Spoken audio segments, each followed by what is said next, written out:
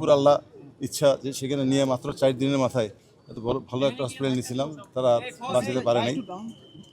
এখন আপনি প্রশ্ন আর কিছু থাকলে আপনারা করতে পারেন। আসলে পরবর্তী স্টেপগুলো কি, তার দাফন বা এগুলো একটু যদি জানান। দাফনটা হইলে এখানে জানাজা হবে, একটা বনানী দরবার শরীফে এখানে একটা হবে, আর একটা হবে অনেক তার ফ্যান ফলোয়ার্স। আমি আপনি বলছি যে আমি নিজেও জানতাম না, ঢাকা বিশ্ববিদ্যালয় থেকে মনে হয় কয়েক হাজার ফোন ছাত্রছাত্রীরা যে তাকে কী ভালোবাসতো।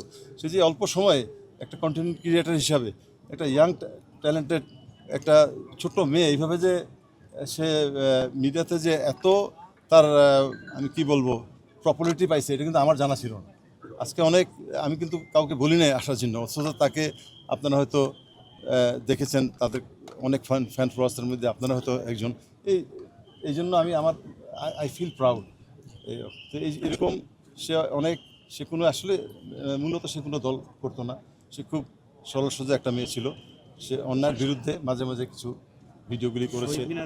তারপরে শহীদ মিনার যাব, শহীদ মিনার থেকে মুন্সিগঞ্জ যেখানে দাফন করা হবে গজারিয়া, সেখানে হচ্ছে আমার শ্বশুরবাড়ি আর কি, তার আম্মার একটা জায়গা আছে, সেখানে একটা মসজিদ নির্মাণ হবে এবং মসজিদের পাশে তাকে কবর দেওয়া হবে।